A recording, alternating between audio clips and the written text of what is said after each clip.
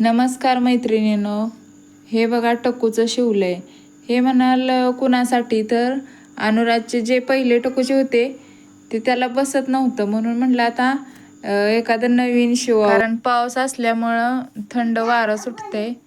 Blouse शिवून कापड शिल्लक राहिलं होतं, तर म्हणलं एखादं टकूचं होईल त्यात, म्हणजे टोपडं. काय काय लोक त्याला टोपडं सुद्धा म्हणतात. तुम्ही काय म्हणता ते कमेंट करून नक्की सांगा.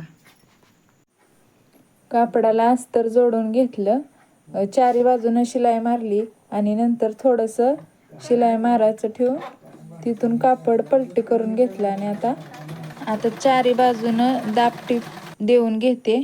आणि हे बघा आपलं टकूचं तयार झालं आहे. ब्लाऊज पीसचं कापड राहिलेलं, त्यातून म्हणलं एक ताटावरती रुमाल शिवावा म्हणून रुमाल शिवला.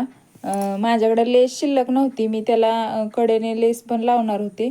आणि भाकरीच्या बुट्टीत ठेवण्यासाठी हे 2 शिवलेत बघा. व्हिडिओ आवडल्यास चॅनलला नक्की सबस्क्राईब करा, व्हिडिओला लाईक करा. धन्यवाद.